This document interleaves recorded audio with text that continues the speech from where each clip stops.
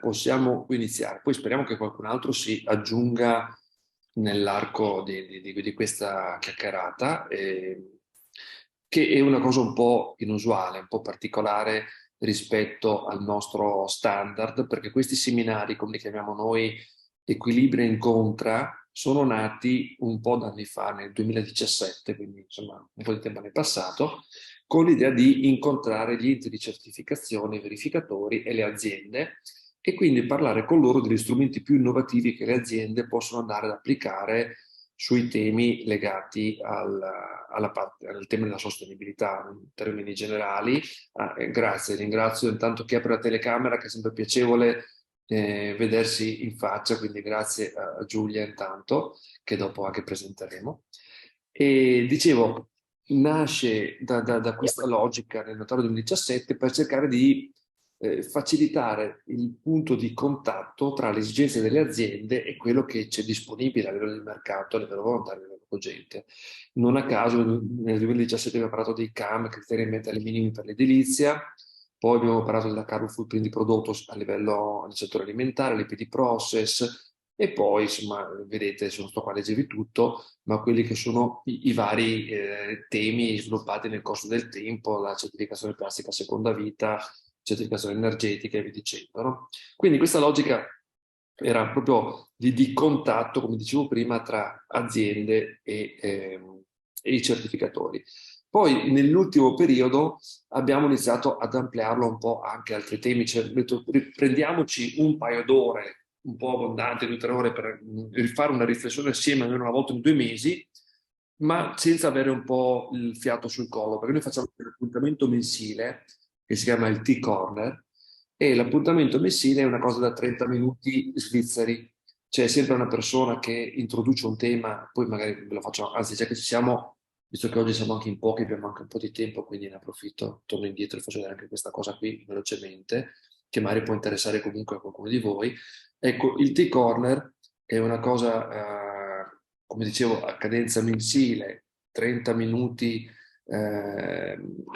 svizzeri, proprio dalle 5 alle 5 e mezza dell'ora del tè, e qua gli argomenti sono veramente tra i più disparati, no? Guardiamo soltanto gli ultimi per capire. Adesso faremo il 14 febbraio il lancio di un nuovo standard europeo sulla decarbonizzazione industriale con l'Agenzia per l'Ambiente francese ADEME.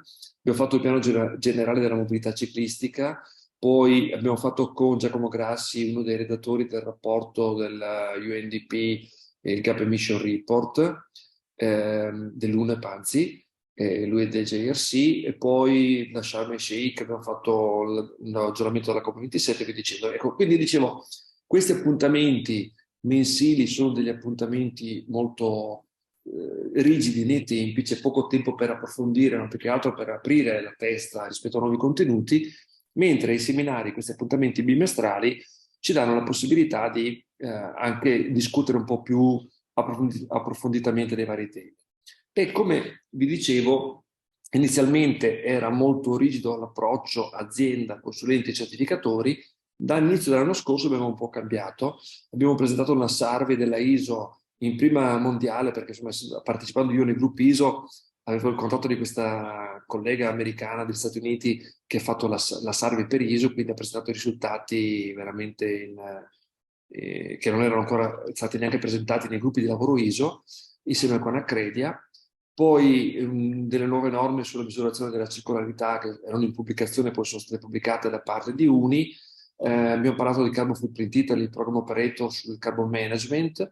Poi abbiamo, tra virgolette, festeggiato, abbiamo celebrato più correttamente i 30 anni dell'UNFCCC, perché dal 92 sono passati 30 anni, ormai sono 31 anni quest'anno, con 3 ospiti di eccezione, perché c'è stata Maria Grazia Medulla, che è la referente storica del WWF Italia, che segue da sempre questi negoziati, Antonio Cianciullo, che è la firma storica di Repubblica, che anche lui insomma, non voglio dire che è la prima firma del giornalismo ambientale in Italia, ma poco ci manca, e quindi anche lui ha una grandissima esperienza su questo fronte, e poi un collega che adesso lavora in Enel, ma era parte della delegazione italiana, per ragionare insieme sui pro e contro del negoziato.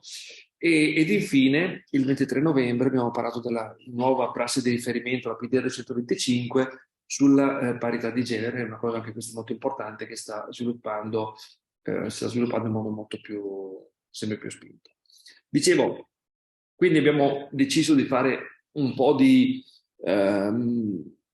temi non prettamente rigidamente legati alle esigenze delle aziende e quanto i certificatori possono proporre. In questa logica abbiamo detto facciamo anche un altro evento, che è quello di presentare un nuovo progetto che abbiamo messo in piedi, anche se ormai abbiamo lanciato nel 2021, però si è chiuso per la prima volta l'anno scorso, che è quello delle tesi per il clima, ed è un premio che abbiamo così lanciato per stimolare la ricerca sul cambiamento climatico, chiaramente nel nostro piccolo, perché siamo comunque un'azienda di dimensioni limitate, però ci sembrava comunque interessante essere di stimolo anche per l'università, dare un riconoscimento a chi su questi temi lavora e magari cercare di dare più visibilità a chi ha già fatto qualcosa in questa direzione.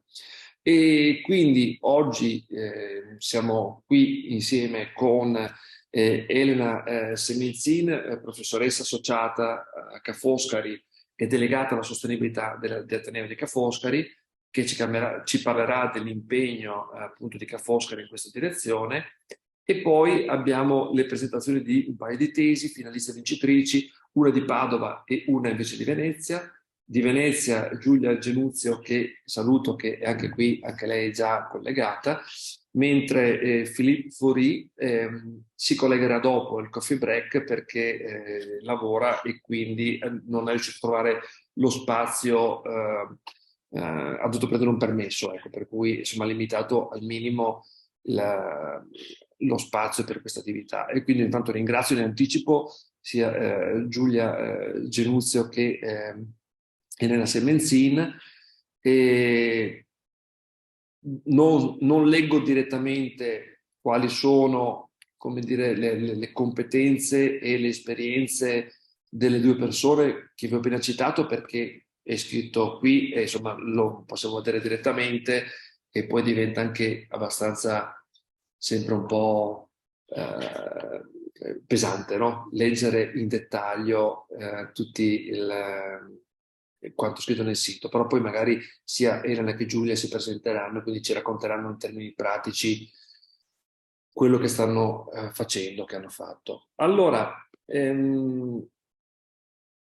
come si articola quindi questa chiacchierata? Generalmente abbiamo questo momento iniziale di introduzione del tema che da parte nostra, e poi Elena ci parlerà dell'impegno di Ca' Foscari sui cambiamenti climatici.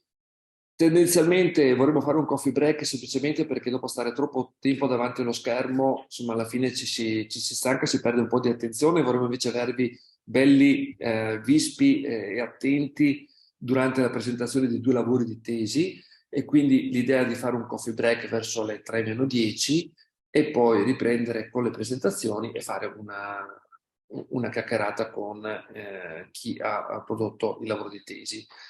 Entrambe le presentazioni saranno in inglese, uno perché Philippe Faury è canadese, quindi è di madrelingua inglese, e non so se parli italiano o comunque preferisce parlare in inglese, e poi anche Giulia Zenuzio diceva che a questo punto, avendo fatto anche lei il lavoro già in lingua inglese, era più lineare, più semplice fare la presentazione direttamente in inglese.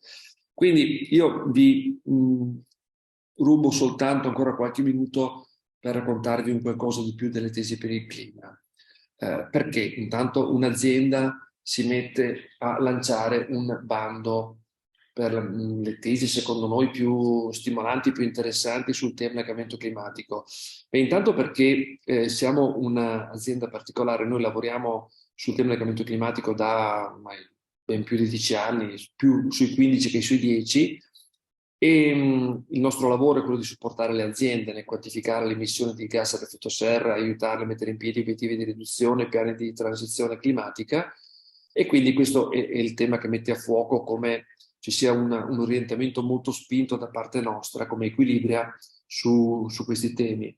E poi anche perché siamo anche una società benefit, e crediamo che insomma, sia importante lavorare a far fatturato, perché insomma, è inutile nascondercelo, le aziende fanno questo, ma non sia l'unica cosa fare fatturato. Per cui abbiamo da sempre cercato di spingere nel ritornare al territorio, come si dice, parte di quello che si prende dal territorio in quanto azienda, e svolgendo molte attività in modo così pro bono, ecco, non a fini di lucro. E tra queste c'è anche Tesi per il clima, c'è anche un'altra credo abbastanza interessante che è Stop, scusatemi, Close the Tap, chiude il rubinetto, perché rappresentiamo spesso il cambiamento climatico come una vasca da bagno in cui l'acqua e la CO2 che emettiamo, no, che stiamo riempendo da tempo, e Close the Tap è un concorso video, anzi poi magari vi rubo 30 secondi e vi faccio vedere anche il video che ha vinto l'anno scorso, visto che quest'anno il concorso è ancora aperto, e anche lì abbiamo messo in piedi questa idea, questo progetto, per cercare di stimolare le parti interessate, come si dice, la cittadinanza, le aziende, il mercato, quello che volete, ad un'azione importante, massiva e urgente sul cambiamento climatico. E quindi con queste iniziative stiamo cercando da più punti di vista di contribuire a questo obiettivo comune. Non a caso abbiamo anche messo in piedi uno spettacolo musicale sul cambiamento climatico per portarlo nelle piazze, per parlare con le persone che possono, anche quelle meno esperte, insomma, che possono quindi sentire l'urgenza del cambiamento che tutti noi sappiamo essere necessaria, e in tutto questo concetto c'è anche la parte delle tesi per il clima. E allora questa è un po' l'idea che ci ha spinto, no? Premiare le migliori tesi sul cambiamento climatico e un piccolo contributo a favore di chi ha scelto di lavorare alla costruzione di un futuro migliore a basso contenuto di carbonio. E quindi poi c'è una spiegazione di quelle che sono, insomma, quella che è la logica di fondo che guida questo premio, e poi le università che adesso, qua sono i due vincitori dell'anno scorso, e che adesso abbiamo esteso da Venezia a Padova anche a Milano e Torino, per cui ci sarà una seconda tornata di tesi. Siamo sicuramente convinti che avremo molte cose da migliorare, perché è il primo anno che abbiamo lanciato questo premio, però insomma, ci crediamo fortemente a questo. Ecco. E in chiusura volevo appunto, come vi dicevo prima, farvi vedere anche invece il video, ne approfitto un attimo. Allora, edizione,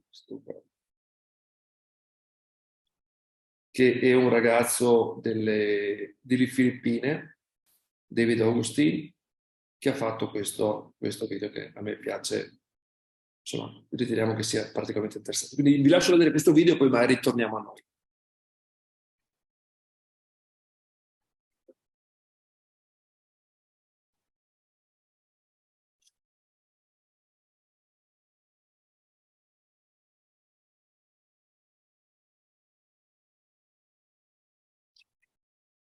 Ma scusi, c'è un audio di questo video o è muto? E c'è musica soltanto. Perché noi non la sentiamo. Va bene, comunque è soltanto la musica di fondo, quindi non penso che, non so perché non si senta, ma ve lo lascio andare comunque, c'è solo musica, musichetta di fondo.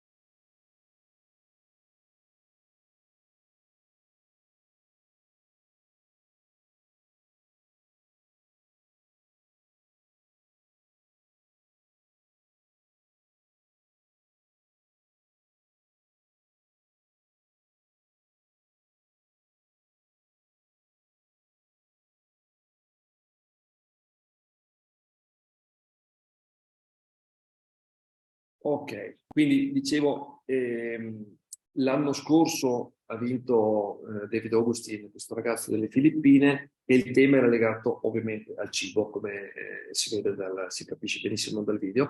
Poi c'era un altro invece legato al movimento, ai movimenti giovanili, e quanto i giovani stiano spingendo per un cambiamento della politica. Li trovate nel sito Close the Tap, c'è anche l'altro vincitore, e quest'anno invece il tema sarà quello della mobilità, per cui chi fosse interessato, la partecipazione è gratuita, c'è un piccolo premio per chi presenta il video più interessante, per cui ecco, quindi chiudo un po' questa parentesi per dire delle varie attività che svolgiamo, e in tutto questo c'è il tema delle tesi per il clima. Allora io a questo punto lascerei ad Elena Semenzin l'introduzione di quanto Foscari sta facendo sul cambiamento climatico, e niente, e vi ringrazio della partecipazione in anticipo. Eccomi, grazie per l'introduzione, quindi buon pomeriggio a tutti e a tutte. Io appunto sono Elena Semenzin, docente a Ca' Foscari, in particolare mi occupo di chimica dell'ambiente e quindi sono docente al Dipartimento di Scienze Ambientali, Informatica e Statistica, e quindi sono anche il collegamento, diciamo, per questo premio di tesi con Daniele e Aequilibria. Perché appunto questo premio di tesi è interessato, per quanto riguarda Ca' Foscari, il corso di laurea magistrale in scienze ambientali. Poi però, siccome sono anche delegata della rettrice alla sostenibilità, oggi vi parlo un po' più in generale di quello che è l'impegno di Ca' Foscari sul tema del cambiamento climatico, e ho preparato qualche slide che condivido con voi, quindi ora condivido lo schermo. Ecco qui, quindi dovreste riuscire a vedere. Sì, confermo. Il mio schermo, cerco di vedere anche voi, perché parlare da sola non è mai bello, quindi eccomi qua.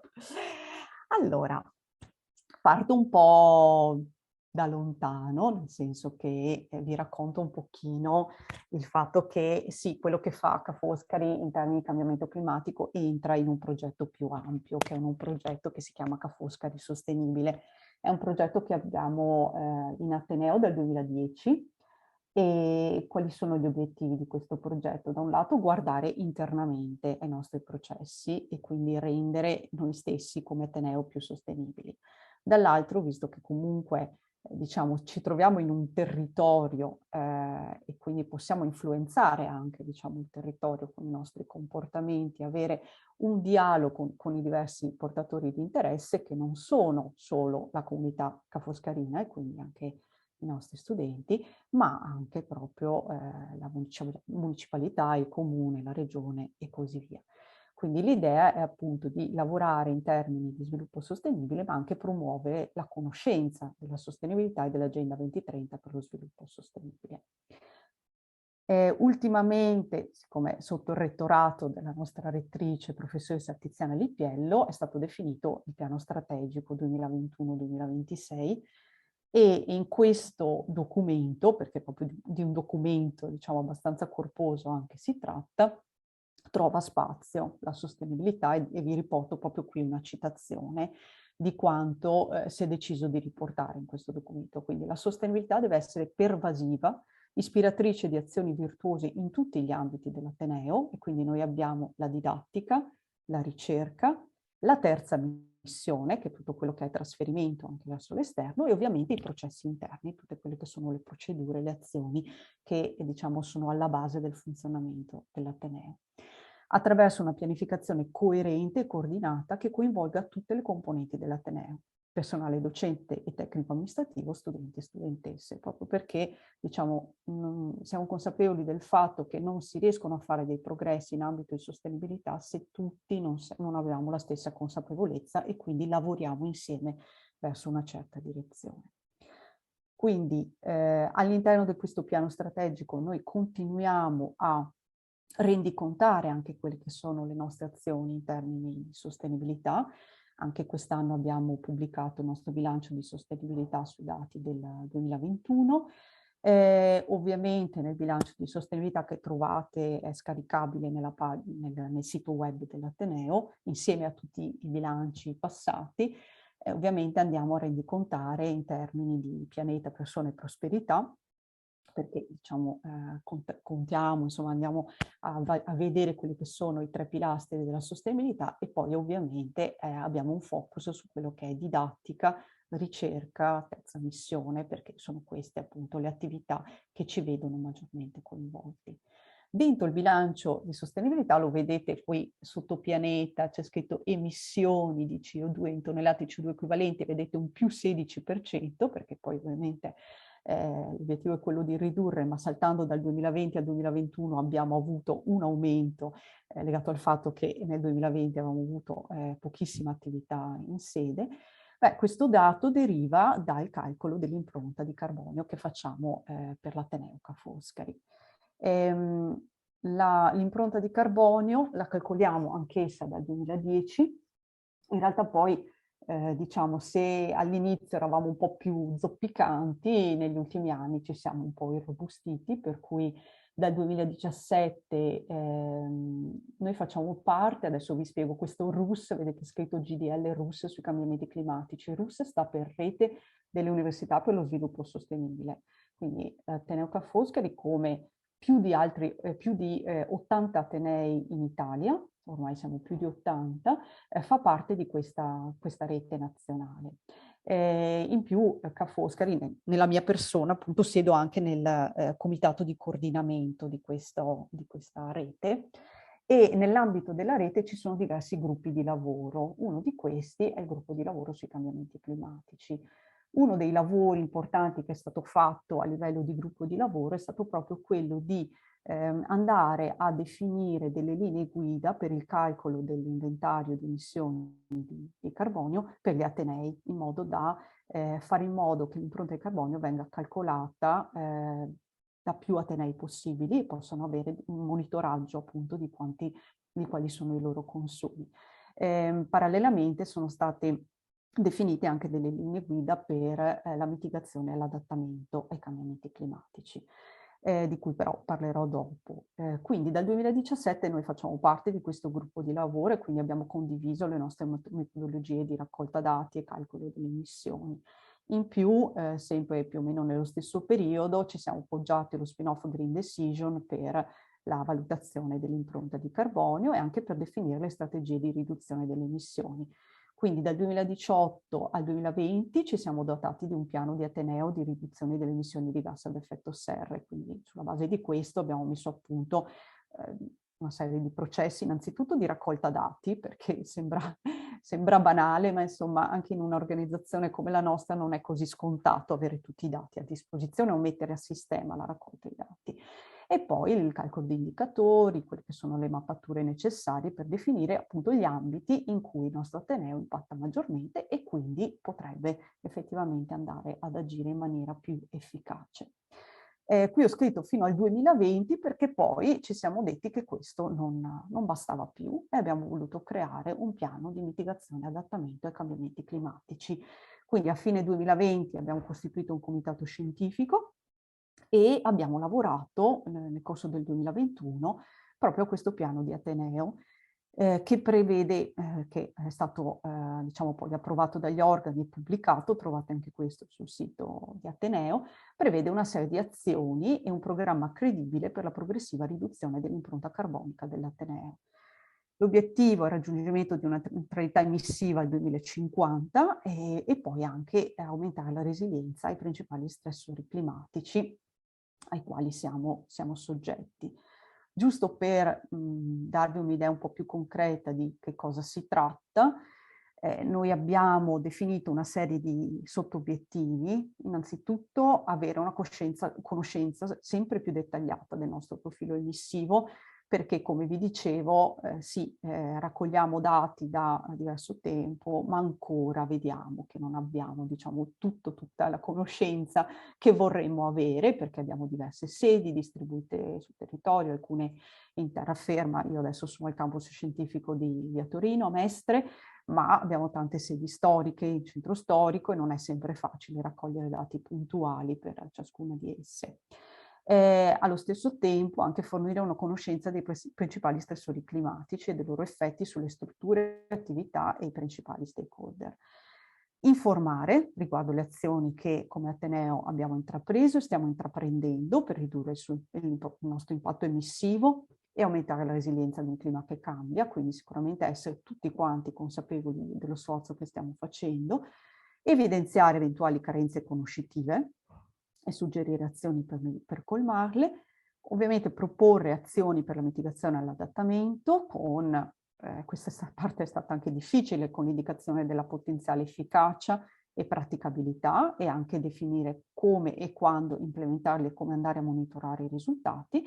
E poi una parte di, diciamo, consapevolezza, perché diciamo, dobbiamo sempre lavorare per aumentare la consapevolezza e la sensibilità di tutta la comunità, perché appunto docenti, personale tecnico, studenti e studentesse, abbiamo tutti bisogno di essere sempre, diciamo, attenti sul tema dell'impatto sul clima e in modo da avere anche comportamenti più resilienti e sostenibili.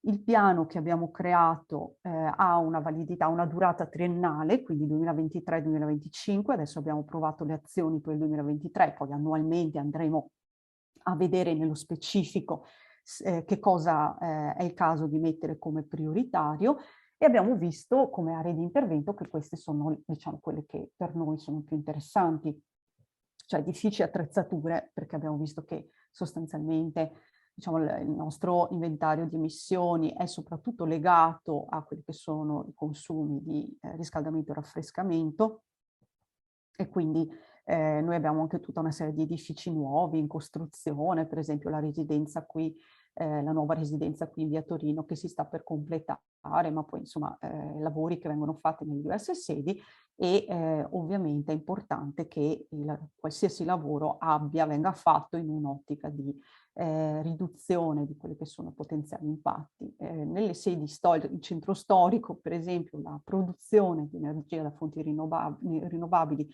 è limitatissima, nel senso che siamo riusciti a mettere dei pannelli solo nella sede, nella residenza di San Giobbe, per il resto invece qui al campus abbiamo maggiori margini di miglioramento. Per quanto riguarda altri spazi, anche qui siamo vincolati perché le aree verdi per noi, diciamo, sono abbastanza difficili da avere, no? Anche qui possiamo muoverci un po' di più fuori centro storico, ma diciamo non possiamo avere dei campus con prati e boschi, ecco, questo non c'è possibile.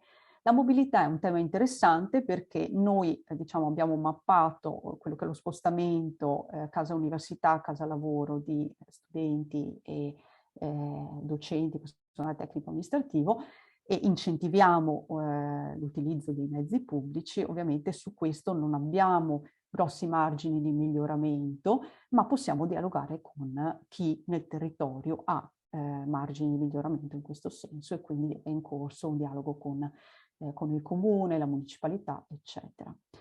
Poi ci sono i materiali e qui intendiamo tutto quello che acquistiamo, ma anche l'utilizzo dell'acqua e poi il tema relativo alla consapevolezza.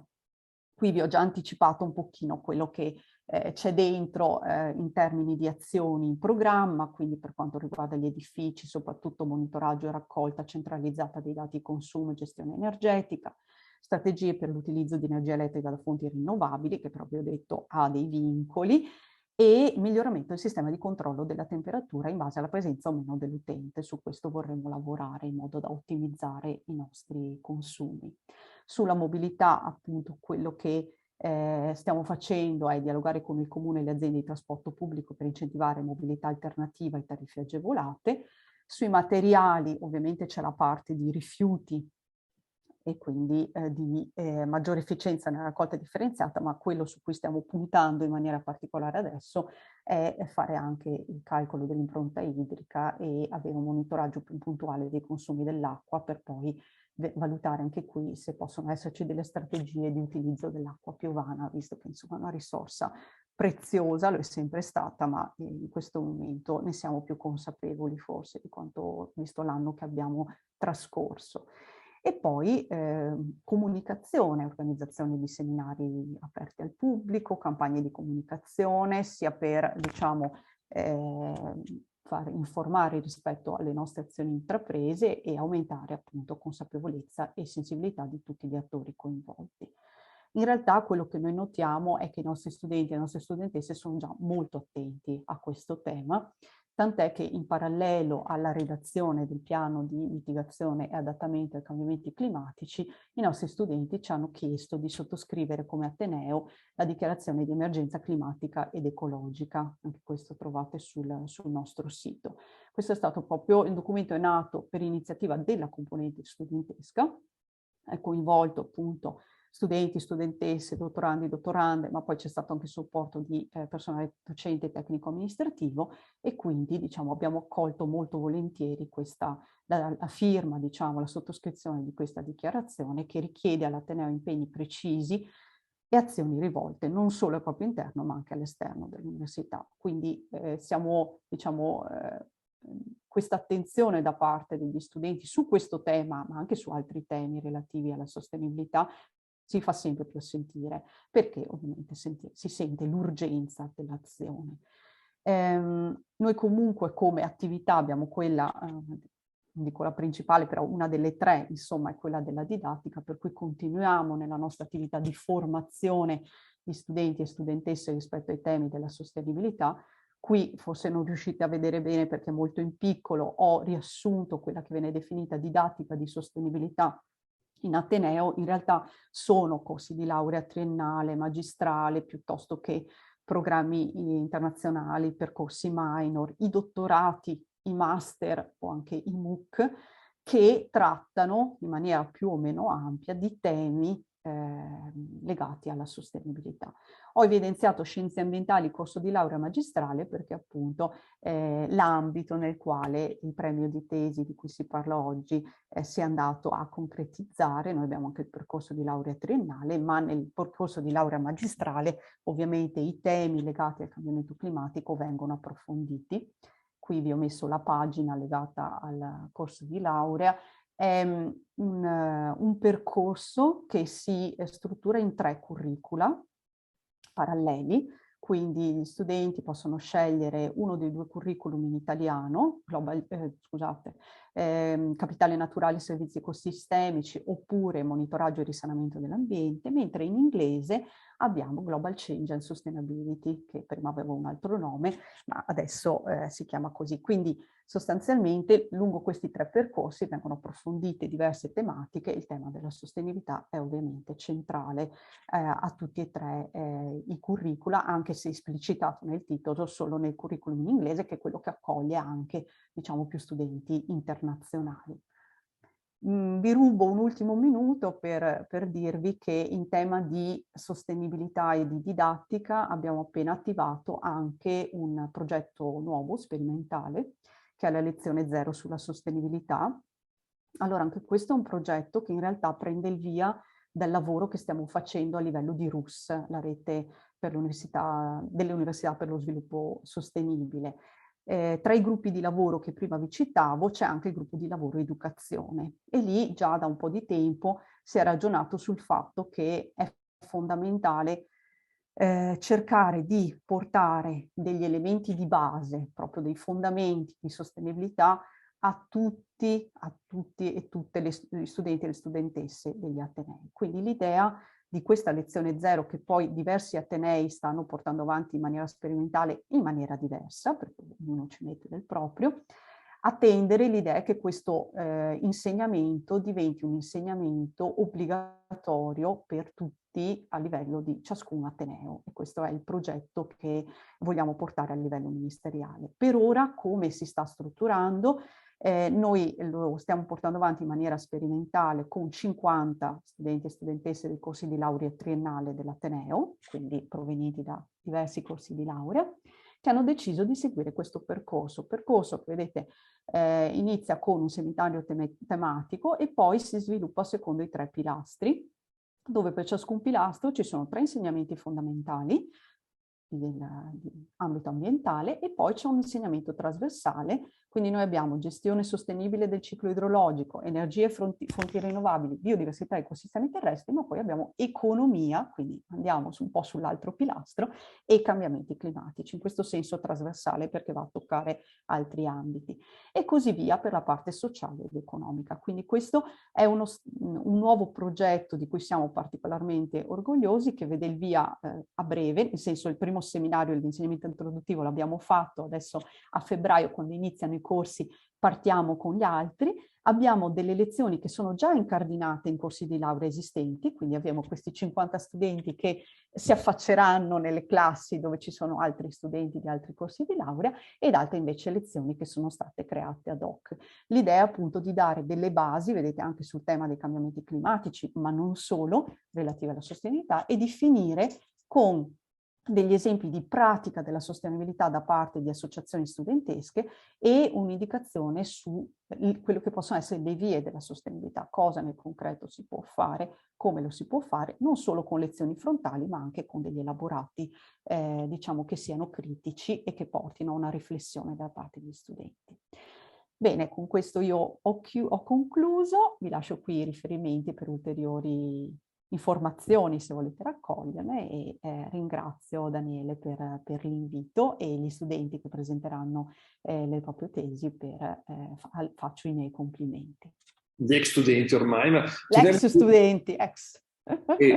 torno un attimo indietro, molto Sì. interessante la cosa della lezione 0. Quindi ad oggi sono dei seminari aperti a tutti senza nessun inserimento nel percorso di studio, giusto? No, allora ad oggi in realtà siccome siamo in fase sperimentale abbiamo aperto per 50 studenti che si sono iscritti e che inseriscono nel loro piano di studi un corso che ha a tutti gli effetti di 6 crediti formativi, perché è di 30 ore, e sul quale può essere un corso a scelta oppure sostitutivo di un tirocinio, quindi sovrannumerario, che a tutti gli effetti avrà un voto e sarà incluso nella media. A tendere invece l'idea è che possa essere un insegnamento per tutti, solo che dobbiamo capire le modalità, perché in questo caso noi abbiamo voluto farlo completamente in presenza. Ho capito. Quindi abbiamo questi 50 studenti che appunto si spostano e per le quali ci sono delle aule. Altri atenei stanno lavorando con delle modalità diverse, duale, parte online, parte in presenza, insomma cose diverse. Quindi la parte sperimentale è nel numero limitato, non nei contenuti, perché una volta che questo dovesse andare a regime, sarebbero questi contenuti trasferiti direttamente nel corso di studio. In realtà anche questo, diciamo, stiamo sperimentando anche su questo, nel senso che per questo secondo semestre abbiamo scelto tra i docenti che avevano lezione nel secondo semestre, alla triennale, non in inglese, quindi avevamo tutta una serie di vincoli. Anche noi vedremo come va, perché questa è l'impostazione che abbiamo voluto dare. Gli argomenti sono slot di 1 ora e mezza e sono legati agli SDGs, ma ovviamente il docente li tara rispetto insomma a quelle che sono le proprie esperienze e competenze. Dovessimo farlo in un altro momento, potremmo scegliere un altro ventaglio di docenti e il corso potrebbe avere un'altra, sì, potrebbe essere molto diverso, però ci stiamo, diciamo, è stimolante anche per noi, per vedere quante potenzialità, insomma, anche di sviluppo.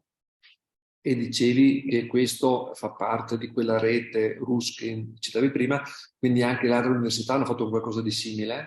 Altre università, non tutte, un gruppo di università ha deciso di intraprendere questa sperimentazione.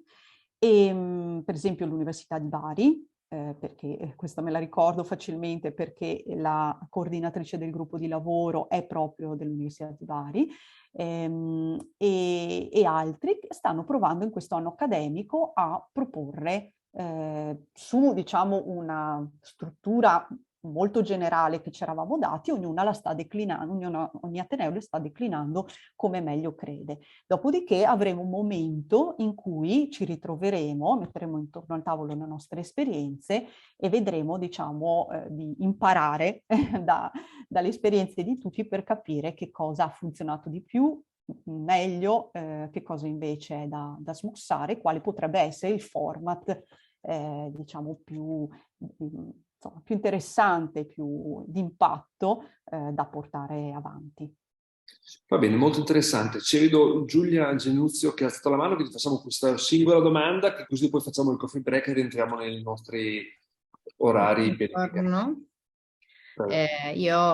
Devo innanzitutto ringraziare anche questo servizio Ca' Foscari Sostenibilità, dato che anche io lavoro al DAIS di Via Torino e quindi sono ogni giorno in dipartimento.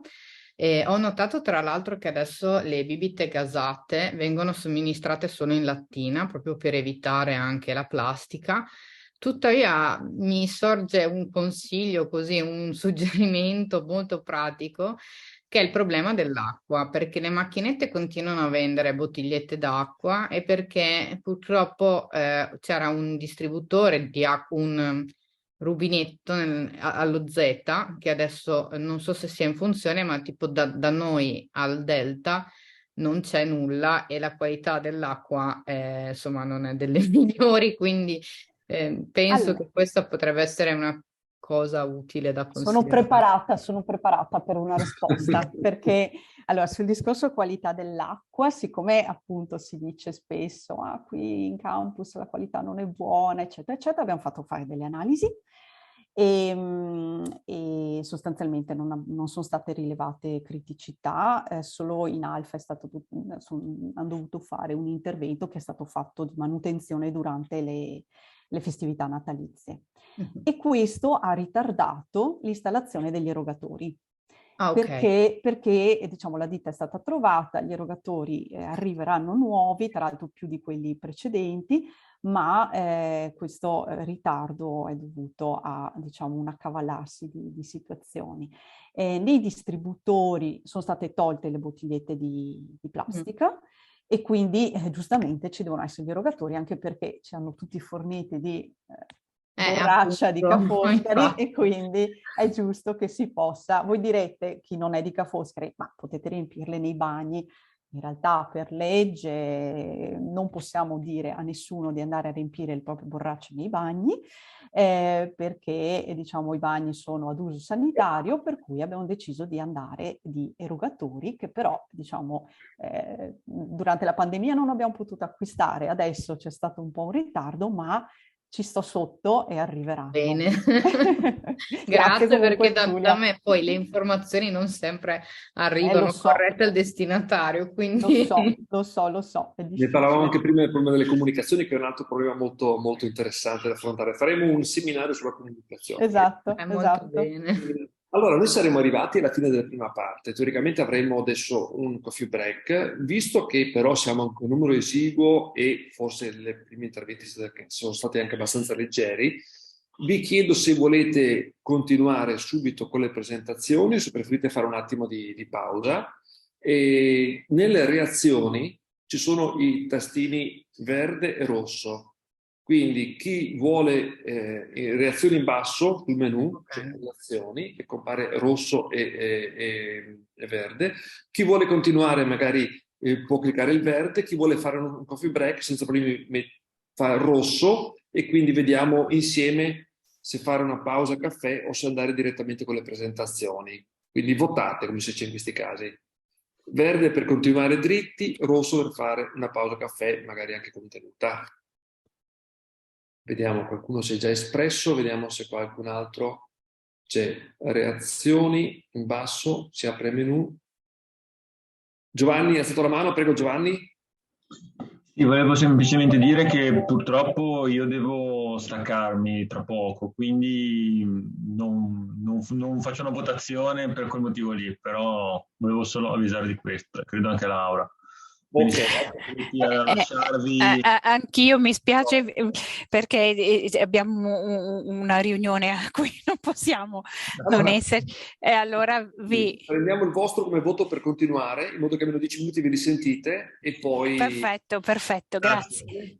E non so se Philippe Fleury... Ciao, perfetto. Philippe, benvenuto. Lascio a te la presentazione di te stesso e del tuo lavoro.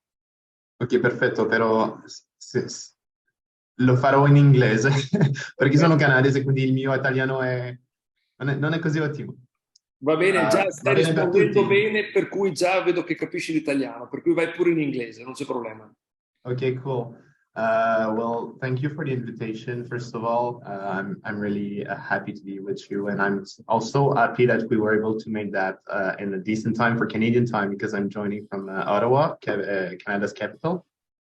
And so I was told that this was more conversational and around the the Aequilibria prize that I did win for my thesis last year, and so just going to go more in an overview of perhaps why I chose to work on climate change for my thesis, why this topic was interesting for me, where it comes from, what my thesis was about, of course, and where that led me afterwards. Can you just tell me a little bit more of how much time I have to communicate with the room? Lorenzo, I think it's around 15 or 20 minutes. I don't remember exactly. Yeah, 15 minutes. 15 minutes. Sure. Okay, that's perfect. Well, a little bit about me. As you can tell by my Italian, I'm not Italian. I am Canadian, but I did my master's studies in the University of Padova. And so I did my master's studies in sustainable territorial development. So sviluppo sostenibile del territorio, penso.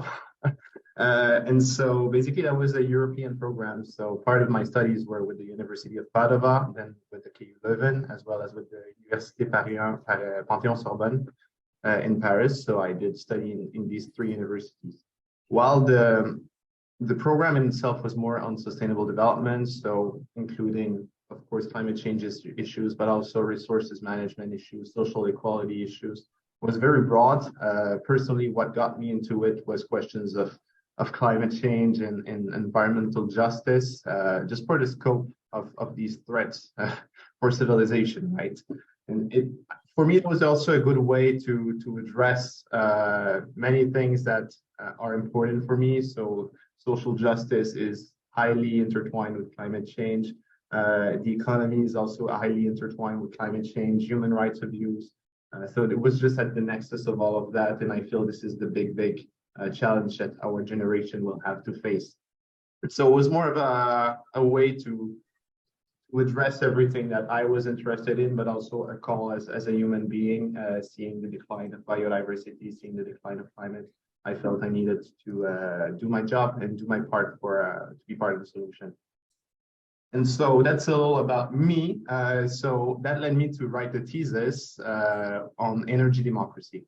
So prior to doing my master's study, I used to live in Guatemala. So I worked there as a human rights observer, and I realized that most of the cases that I was helping were cases of environmental justice, where indigenous leaders would stand against corporations that were harming the climate, and that was causing their, let's say, ancestral ways of living to be prejudiced and to be perhaps threatened as well.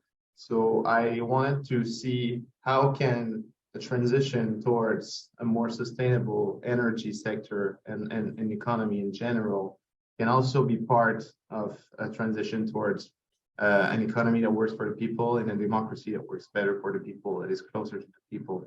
So that led me to be interested in cases of energy democracy. That happened because while I was doing my research, I lived in France. And there I was working for a consultancy firm that helps territories in ecological transition strategies. And some of these territories were part of something that we call the Positive Energy Territories Networks. So these networks are different territories that are all together with the aim of before 2030 being 100% renewable based and even more. So to produce more energy locally than they consume. So that's very ambitious. If you see from the standpoint where France comes from, where everything is centralized with big nuclear centrals, especially in the energy mix. So I was wondering how do these territories, small territories, approach this ambitious goal of trying to produce locally more energy than they will consume by 2030? And a component of that written in the contract that they had to follow was that they try to foster energy democracy. And so that was like, okay, there is a way to make the energy transition work for the people. There's a way for the transition towards renewables, which are more decentralized, smaller scale sometimes perhaps, to also be a vector of social change locally. So how does that work? What are the results? Do we have the good policy frameworks to make that happen? That was all questions that I decided to investigate with my thesis. So I focused on 2 territories on the western coast of France, the Nouvelle-Aquitaine coast, which are the island of Oléron and the honest Atlantic communauté de communes, we call them in French. So they're like small agglomerations of territories. And so I looked at how do these territories try to implement initiatives that foster a different management of energy resources. On the island of Oléron was more centered on solar resources. It's a really sunny island. They have sun most of the year. So their take on that was to go towards solar and to have energy that was managed not by firms, not by corporations, but by agglomerations of citizens. And so each citizen takes part in this cooperative model and then tries to give their time to develop new infrastructure, to manage infrastructure, to sell that to the grid. How does that work? What are the limits? And then I did the same for Honest Atlantique, which is a really windy territory. And so instead of going for solar resources, they decided to go for wind farms. So that really led me to an interesting analysis, which is what's the difference between these technologies and the dynamics that we observe as well on the territories? How democratic can the process be when we're talking wind versus when we're talking solar as well? And my findings were that, well, it does make a huge difference. Solar is a much cheaper technology. It's also technically much easier to implement. The regulatory framework as well to go ahead with citizen-led solar projects is also much easier than for big wind farms, which require technical knowledge that is not available to everyone, requires huge amounts of euros to go ahead with and to go through also a huge regulatory process. So inequalities there in regards to the potential of developing citizen-led models between the technologies you choose. Another big finding I did was that energy democracy, for me as a researcher, was a foreign term. It's even more foreign for people that are on the ground and that try to implement that. Everyone has a different definition. Everyone has a different roadmap. They don't all know where they're headed. And so the networking of territories is something that helps them be on the same page, builds trust, realize what's working, what's not, and to perhaps develop this framework at the moment, which is still not 100% solid. So that was the big part of the positive energy territories framework that I told you about. I thought that the resources that these framework would give to territories in terms of budgets, because there's also financial envelopes associated with that, would be the big push to make these initiatives grow up. But in reality, it's a much smoother process that makes it happen. It's just the fact of having conversations between mayors, having conversations between different agents on concepts that you're not necessarily 100% familiar with, helps you really build a better understanding and realize that you're not alone in the boat trying to go ahead with an energy, a revolution, and to have that led more by people. So that's the number one factor that the people I interviewed in these 2 territories told me helped them transition towards energy democracy. And so, really broadly, this is what stunned me the most in my research. Is first, we have big technological gaps. We're not there yet. It's also much easier for solar, and then for wind. And the second of all, human relations are very important to make sure that we develop coherent policy frameworks for that, having the possibility to interact with people that tried to develop these initiatives in their own territories. It's much more important than to know exactly what you're doing, because you know that you're not going to be alone on the boat, and you know you're going to be able to progress together, make mistakes, but also learn from the mistakes that the others did. So that's going to make the process much easier. It's hard to encapsulate 150 pages in 2 minutes, but I would say these are like the findings I was least expecting, and that really defined my understanding of how we need to go ahead with this energy transition. And that also changed how I approach my career. So perhaps a little bit of where that led me to go. After energy democracy, I decided to head back to Canada. And I decided that what I wanted to do was to work on legislative frameworks, first of all, but also networks that help people build a common understanding of ecological threats and ecological solutions.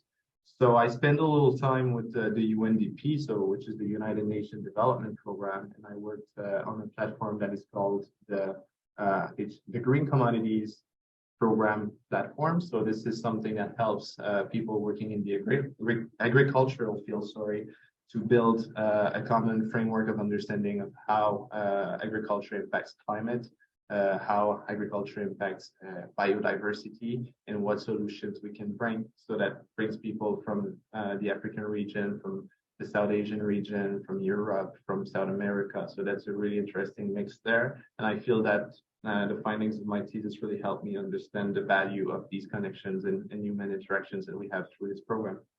After this contract, I left and I decided that I wanted to work on something more local in a way. So I'm now working in Parliament of Canada. And what I do is I work with different members of Parliament in their consultation process with stakeholders and their study of different regulations that we want to do, to make sure that we understand what stakeholders' opinions are, what the gaps in knowledge are, what kind of not only legal framework we need to put forward to make sure that we address climate change issues and biodiversity protection issues, but also what kind of organizations, councils, and interactions between different stakeholders we need to foster as well to make sure that we're as efficient as possible in tackling that big challenge. So this is where I am. I guess I would leave time for questions if there is any. I didn't plan any more presentations, so I would leave the floor to people that would have perhaps questions. Thank you, Philippe. Very, very interesting. A lot of input, a lot of activity you performed during the thesis and even after the thesis. I don't know if you may stay until the end of presentation of Giulia. So we have a final discussion together, even if I have already a lot of questions in my mind for you, but I will keep later. If Giulia, if you want to go with your presentation, and then we may maintain and we keep the final part for question and answer. Thank you, Philip, for the moment. Okay, so good afternoon, everybody. My name is Giulia Genuzio, and I am currently a PhD student in polar sciences at Ca' Foscari University.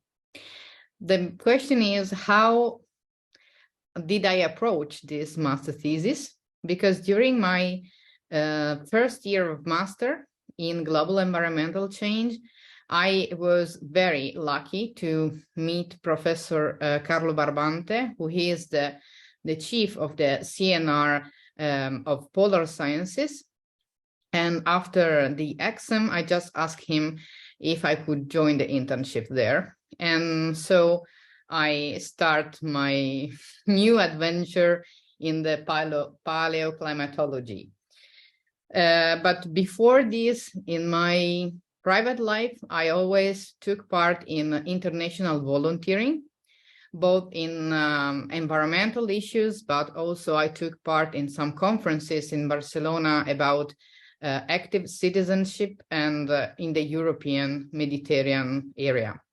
So I was always interested in sustainable development, and nowadays I'm continuing to be a volunteer in an NGO located in Venice and called Venice Lagoon Plastic Free, which follows different type of projects such as collecting ghost boats that are abandoned in the lagoon, and they try to organize cleanups.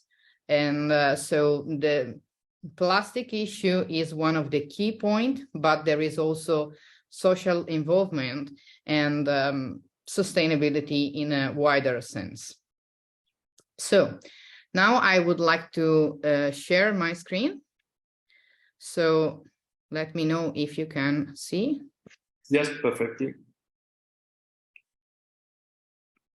Okay, 1 second. Okay. So fires are always very suggestive phenomena, even if they can pose a threat to society in terms of economical and ecological losses. Australia is an example of a continent where human beings has to deal with these extreme events, and therefore studying the past is essential to get deeper knowledge on the dynamics involved in these phenomena, so to provide more accurate predictions. I got to some issues with the, okay. So the fire history can be reconstructed based on some organic molecules that can provide very interesting details about fire regimes and vegetation changes. An Australian stalagmite was analyzed, and it is a sort of archive of past information. Because of its continuous linear growth, it can provide high resolution results, and also despite the, sorry, I got some issues. I would like to, okay. Despite basically the high risk of contamination. So Australia is the continent of fires, and as you can see from this map, the continent is divided into fire season. The green star represents the geographic location of the cave KNI 51. And the important point is to understand when is the peak of burning during the fire season, so to better forecast future event. And in these terms, paleoclimatology can offer a very valuable tool in terms of dynamics, mechanism, and factors that are interconnected in the environment, fire and climate system. So, okay, so the cave is located in the Kimberley region, which is characterized by a tropical climate and where the rainfall is generally influenced by the presence of monsoon. Paleoreconstructions starts from the choosing an archive. The archive is a source of past information. It can be an ice core, pollen, or tree rings. Sorry, one second, I cannot. I'm just gonna use this because I got some problems with this. Okay, so the archive is the source of past information, and inside the archive, there is a proxy record, which is an indirect measure of the climate-dependent phenomena. Just in a very simple words, when we take into consideration an ice core, all the methane and CO2 that are stored within the ice are related to temperature. So when we determine the concentration of those gases, we are able to reconstruct past temperature. In this case, there is a proxy record called delta O18, which is a measure of aridity and moisture conditions. And finally, in this project, we used biomarkers, which are organic molecules characterized by a very high persistence and stability, and they are highly resistant to transport. So they might be emitted somewhere else and then transported and deposited in another region. So the two types of organic molecules were quantified. One of them are the polycyclic aromatic hydrocarbons, which are organic molecules that forms during combustion processes in oxygen deficiency conditions. They can be formed through anthropogenic sources, such as vehicle exhausts, or natural sources, such as volcanic eruption or wildfires. And they are classified in 3 classes according to their molecular weight. So low molecular weight compounds are formed under very low temperature, meaning fire of small dimensions, while heavy ones, heavy PAH, are formed during very intensive fires because they need high temperature to be formed. Alkanes are used as a proxy of vegetation because these molecules are present in the cuticle, which is the external part of the leaf, and the higher plants produce them with a strong odd chain predominance. So, the cave, KNI 51, is characterized by a very thin soil, and this is a peculiar feature because this thin soil enables a very fast penetration of the rainfall toward the soil and down to the ground. The vegetation above the cave is made of eucalyptus and acacia species, and the bedrock is basically limestone. The stalagmite, which was analyzed, is called KNI 5111. It was cutted and dated with uranium-thorium method, and it presents a highly peculiar feature, which is a very fast grow rate, about 1 to 2 millimeters per year. If we compare the grow rate to the stalagmites from Carso region, so in Italy, it's about 1 to 2 millimeters every 10 years. And the stalagmite is made of aragonite and mud layers that are the brown color. And Delta 018 record provide information about humidity and aridity condition. And these stalagmites spans the last 300 years. So once the stalagmite was collected, cutted, and dated, it reached Foscari, where it was drilled following the growth line, creating polder samples of 1 gram. Samples were then moved in the clean room, which is a stainless steel laboratory with a low contamination. Liquid-liquid extraction was performed together with concentration, and then samples were analyzed with the gas chromatography coupled to triple quadruple mass spectrometry. The use of this device together with the very low contamination enabled to get really high resolution results. So moving to a multi-proxy interpretation, in this graph, you can see the fire proxy, which are the PAH in the red color, the aridity and humidity condition in the blue color, the alkanes representing shifting in the vegetation above the cave, and finally ACL, which is another index about vegetation change. The yellow line in the background represent flood layers where the mud was accumulated in the stalagmite during flooding events. So as you can see in the very first period, the graph represents an end tail of a previous event. In this case, fire activity in the red color is strongly correlated with the blue color representing humidity and aridity condition. So meaning that fires are related to humidity condition, and therefore they are natural fires. At the end of the 19th century, there is a more frequent and intensive fire activity, as you can see in the peaks with the red color, that are totally uncorrelated with humidity conditions. So this means that there is a change in the fire regime. And this is confirmed by the plants because the alkane shows a different pattern.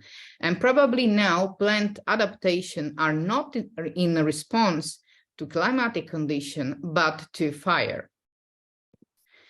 Finally, in the last period, there is an unprecedented fire intensity and extent, and the variation of the vegetation are in response to fire and land use change. In fact, in the 1961, the Kununurra town was founded, and probably this land use change can be recorded within the stalagmite. But an important detail of this story is the European colonization. In fact, Europeans arrived in the Kimberley region at the end of the 19th century, and they do eradicate Aboriginal people, but they also cause a shift in the fire regime.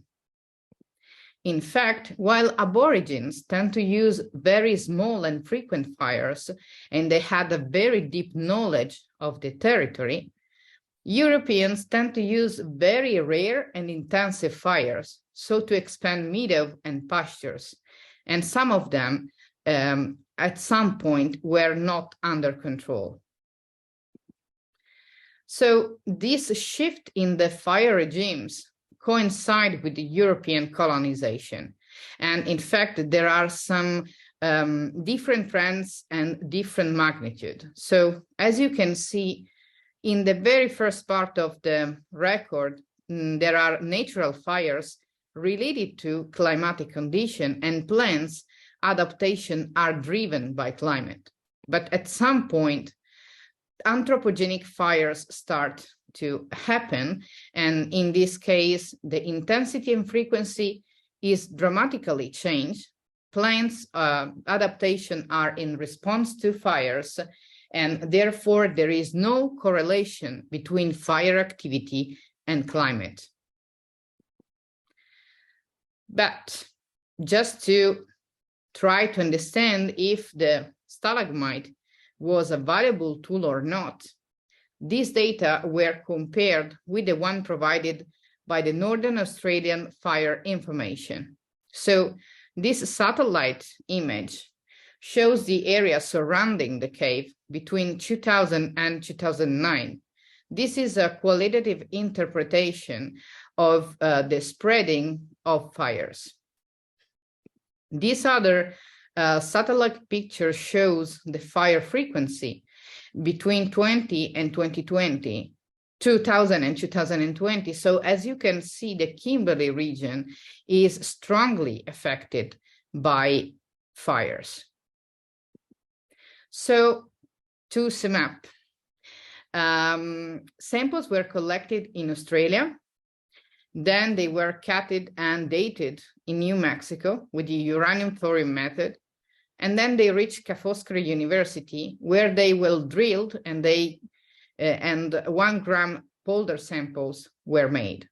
Then an extraction of trace organic compounds was performed in the clean room, and finally those samples were analyzed with the gas chromatography coupled to triple quadruple mass spectrometry.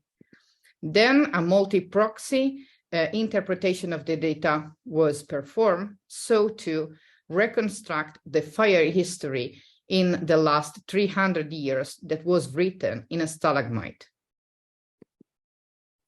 So to make a long story short, this research work shows that PAH are very useful fire proxy, and the multi-proxy approach can provide a broader interpretation of the fire history.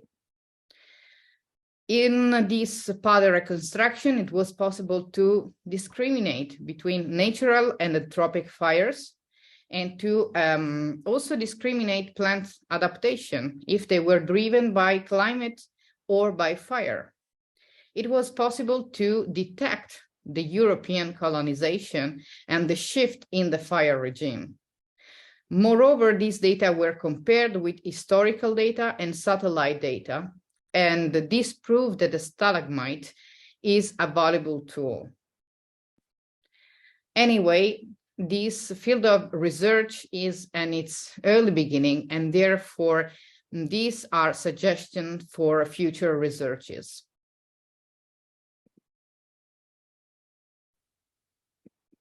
Thank you.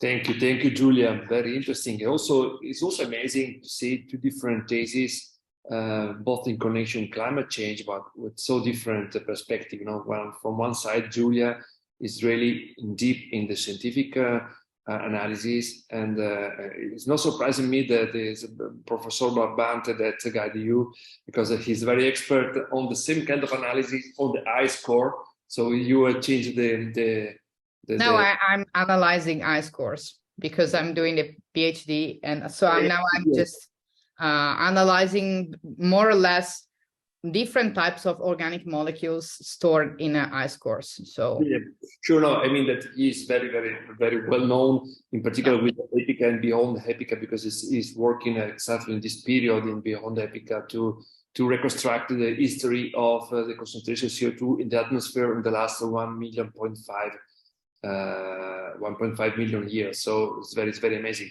But only to say that this is very, very scientific thesis. From the other side, Philippe showing us the economical and social analysis of how it's changing our world. Because now we are discussing about climate change, but he underlined a lot of time democracy, energy democracy, and this is a very amazing perspective, amazing point of view, and even give us the possibility to see in the future with the idea that we may go in the direction of best, not worst, because then the narrative sometimes to face climate change is to go back in the past, not to lose a lot of things, but in reality we may go in direction of the future looking with some improvement of our life, and the energy is exactly the example, no?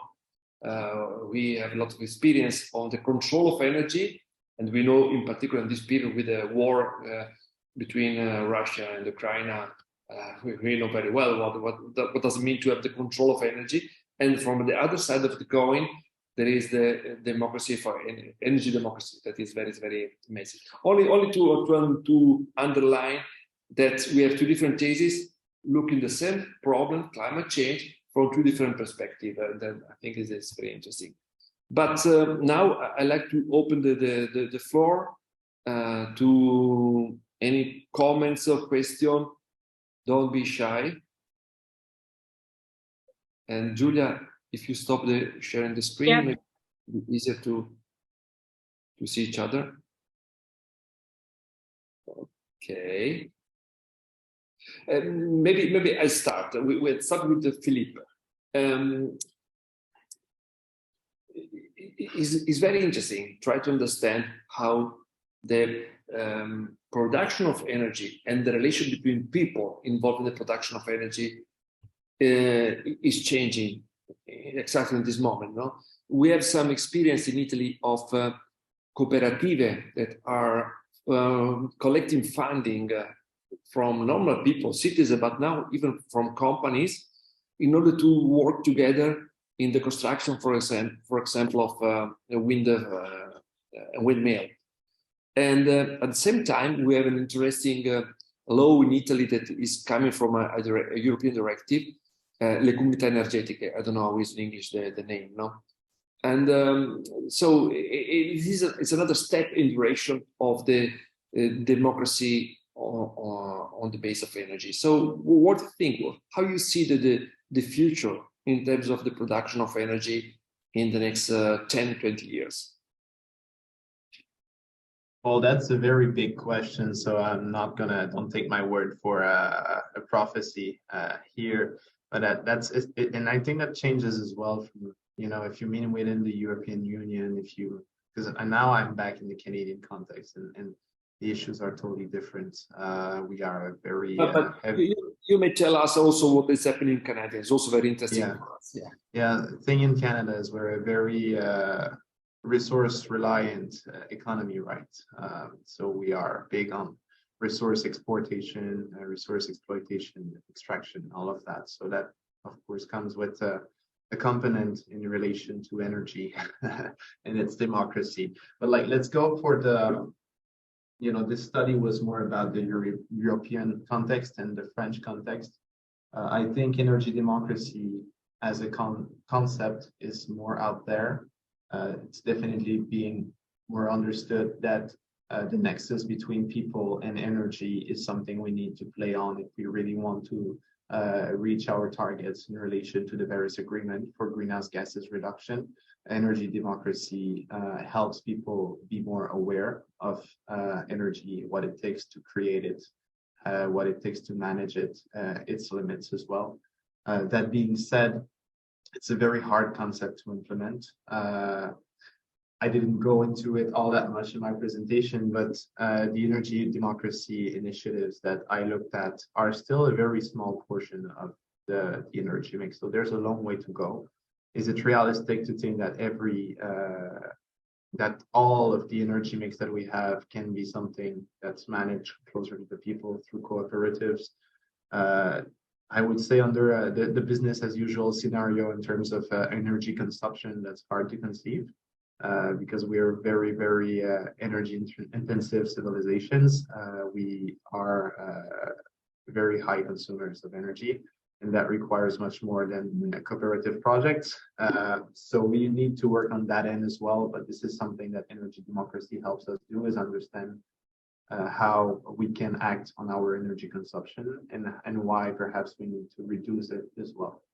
That's the other big part of the concept that's important to achieve this transition, is helping people understand that we need to reduce more than to just switch from corporate-owned fossil fuel-based energy sources to community-owned renewables, for example. There's also a big technological challenge. Like I said, solar is much more prone for energy democracy, as we can scale that very easily. The technology has become quite cheap. It doesn't require such a big expertise to manage as well. But if we really want to have an energy transition to renewable, we're going to need much more than solar. We're going to need wind. We're going to need like maremoteur, I don't know how you call it, but we're going to need a huge blend of different technologies, and some of them really require a degree of expertise that I believe call for different cooperation between companies and citizens of that. And so the wind project that I looked at was a major one, and to come to life, the citizens had to partner, and the community had to partner with one of the enterprises that has been present in France for a lot of time as well in renewables. And so, when you're talking cooperation with companies for community-owned energy resources, of course, it's a big plus to go forward and to get these projects going, but it also comes with challenges in terms of governance. So who's going to have the say in what? So, all of these questions that we have to answer before saying where the energy mix is going to be. What I can say, though, is that in the common conscience, we are starting to realize that the nexus between people and energy resources needs to be strengthened. We need to have people closer to the resources for them to really understand the footprint of that their lifestyle has in terms of energy.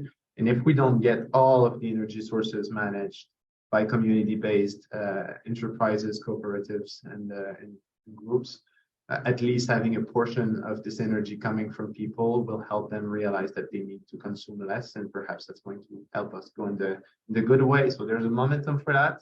What is the energy future going to look like? Well, that's all going to depend on the investments that we do now, and on the people, the resources that we put in putting people closer to their energy system. So it's early to call. I think also that the nexus between nature and climate is another big topic that we're starting to realize. Now we have the coming Montreal Agreement for biodiversity protection, which is very recent. That adds up to the Paris Agreement as well. So we're starting to have a lot more weight on the international level on these issues. So that will most likely affect domestic policies, and definitely in energy as well. So looking forward to see how that evolves in the next couple of years. Yes. No answer for your question. I'm sorry about it. It's really hard to call. Food for thought. One last thing that will help on that is the right to a healthy environment. We passed that at the UN last year. Sorry? The right to a healthy environment, the human right to a healthy environment. So that's something that's been on board in the EU for a while, implicitly or explicitly in many different places. Now the UN recognized it. I'm in Canada in the process of codifying this right in Canadian law, where we have a meeting in 2 hours on that. So, that's also something that's going to help bring the question closer to people and to perhaps push into the direction for energy democracy. Thank you, Philip. I don't know if there are any further questions to Philip or to Julia. I wait to see if somebody will open the microphone. Okay, I have a question for you, Julia. Your research is very interesting, and obviously you had the possibility to work in an area where probably the use of fire was quite in the culture of Aboriginal people in the past, and also was part of the normal life of their experience. How you think could be scalable your research, or which kind of other use?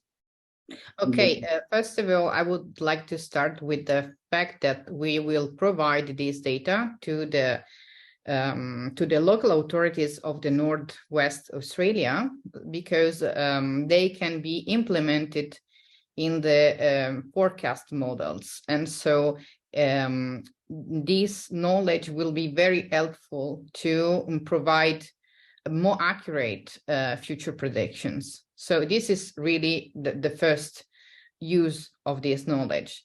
There are other projects that takes into consideration other caves. For example, next August, I will go to Brazil, where there are caves that are similar in terms of limestone and also in terms of climate.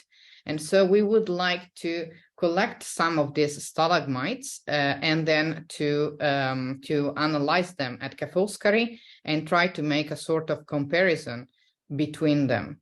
The cave KNI 51 was also compared to a similar one in China, because the climate is similar in the sense of monsoon and also in terms of tropical climate.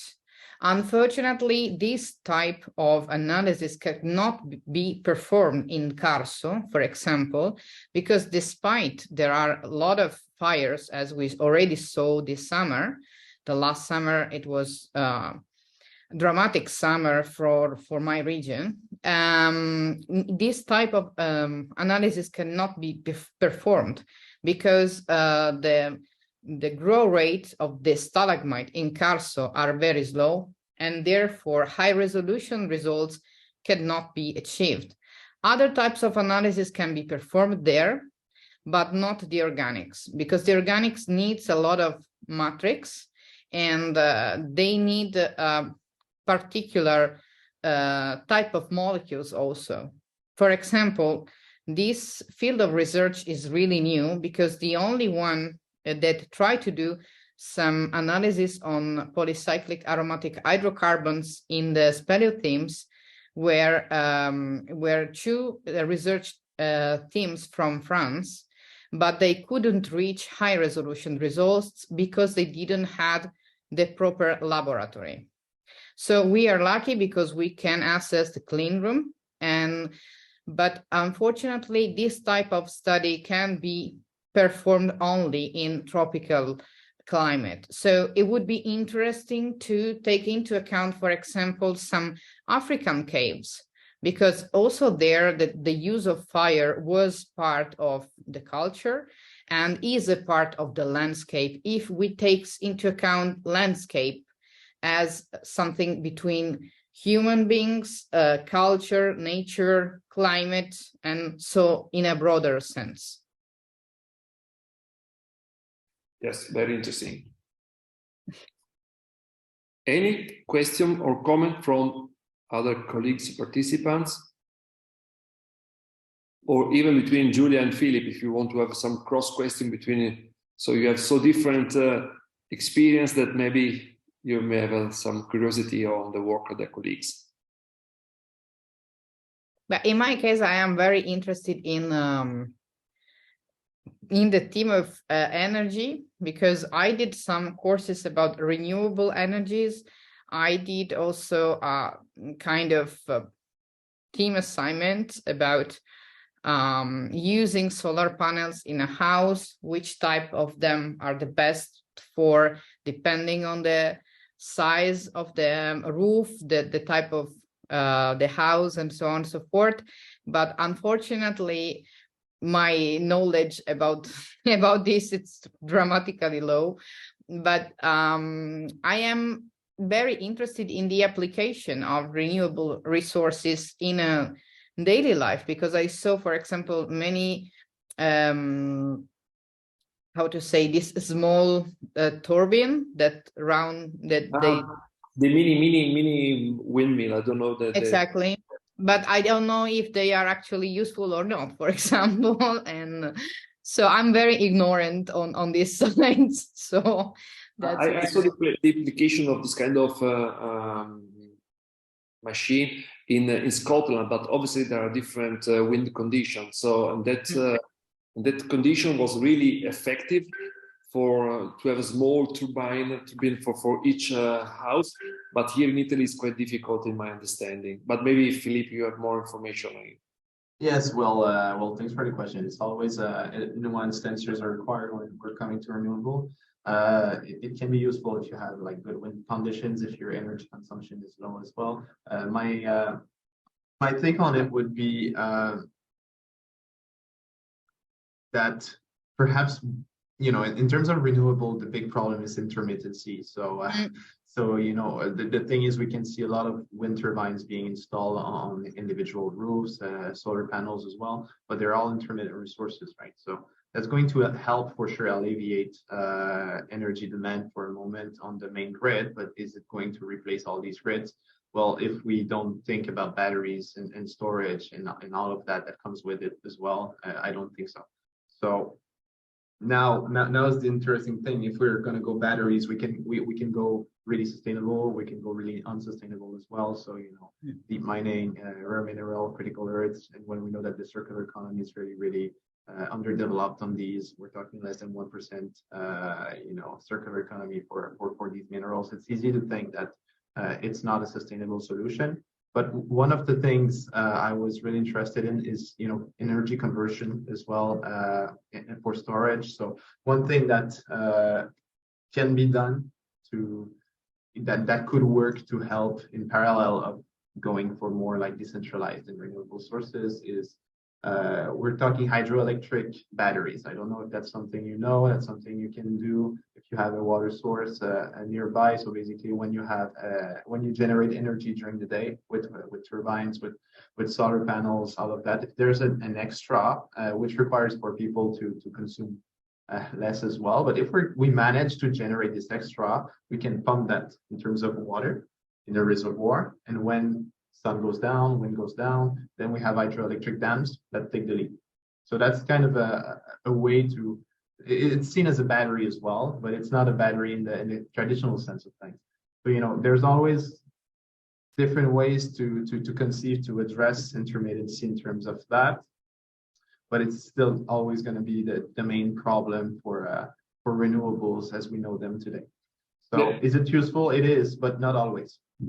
Yeah, but the use of basin of hydroelectrical energy is quite common application in the Alps. So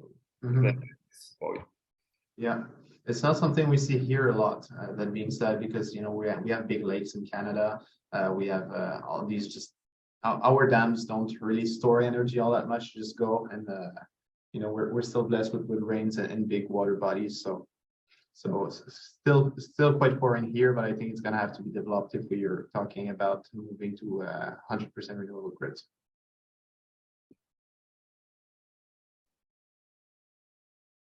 And personally, I had a question for Julia. It's a big question. I was just wondering if you could send me your thesis, if that's something you can do, or your research, because that's totally foreign. I would like to ask you questions, but as of now, it's so technical that I feel I would need to read a little bit more before. So if you're ready to share with me, I'll just, you know, I'll DM you my email, or you can find me on LinkedIn. I'd be more than happy to have your work. Okay. Okay. Thank you. Okay, any other?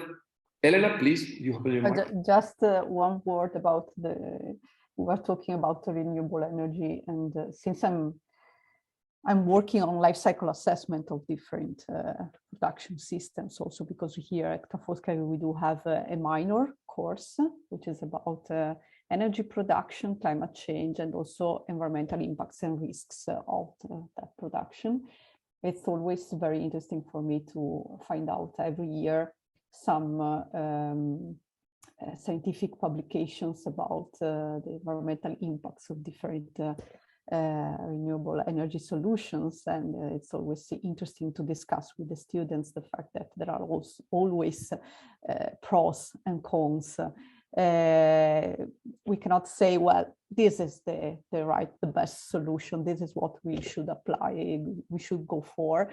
And it's important also to have this in mind, because people are searching for the solution, while it's important to bring them to the discussion to see the different opportunities and which are the strengths and the limitations for the different conditions, countries, situations. So that's very important. Otherwise, yeah, there will be always people talking about solar systems or other systems saying, no, this is not the way we should go. But the feeling is that we should have a combination of solutions that could be adapted for the different systems, and that's difficult also for the lay people to understand. It's not that easy. The issue is complex, and it requires complex solutions, and that's very difficult for everyone to understand.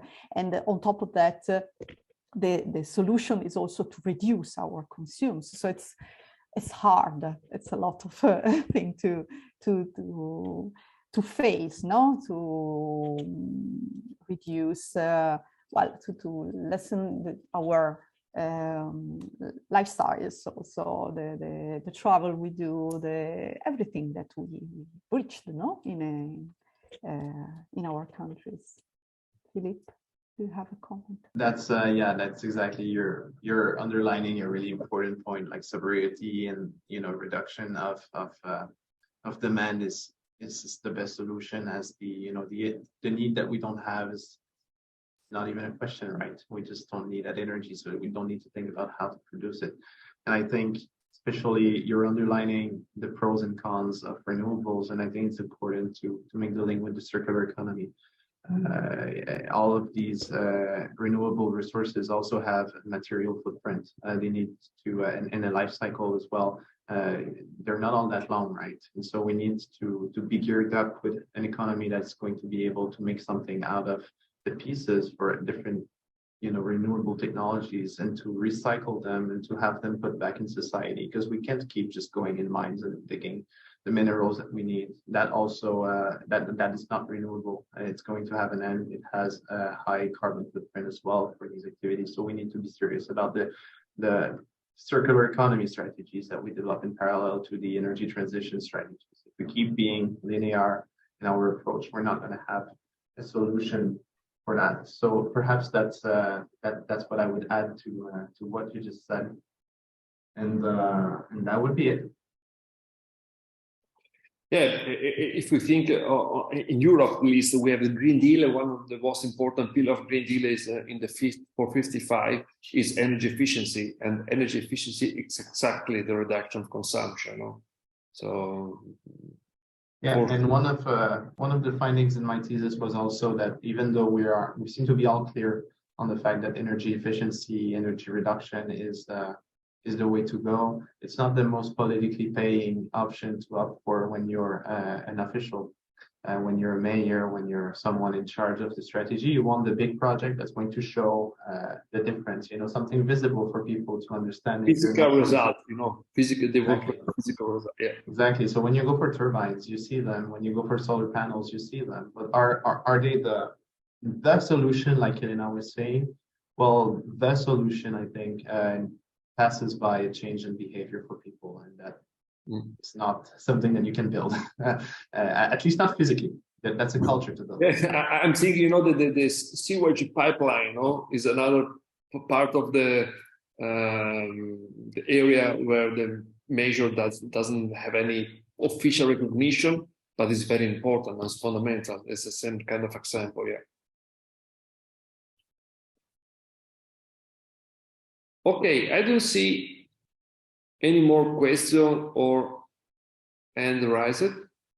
So thank you really for the participation to Elena Semenzi, Philippe Flory and Giulia Genuzio for their intervention, participation, and even not only for today, but for the participation to the Tesi per il Clima. And so this is our first appointment. We hope to have another one in 1 year from now, maybe, to have other colleagues sharing experience and study in order to see what is moving on this specific area where we need to have a lot of research from the social, economic, and environmental perspective. So thank you all for the participation. And can I ask you if it's possible to get the recording of this seminar? Because most of my colleagues could not participate because they are in the lab and they were interested in this seminar. Thank you for the question, Giulia, because all the seminario and T-Corner are recorded. So we will share with you the link that will be available in the Aequilibria channel. But for sure, we will share with you and Philippe in particular. Thank you. Thank you. Bye-bye. Have a nice afternoon or day for Philippe.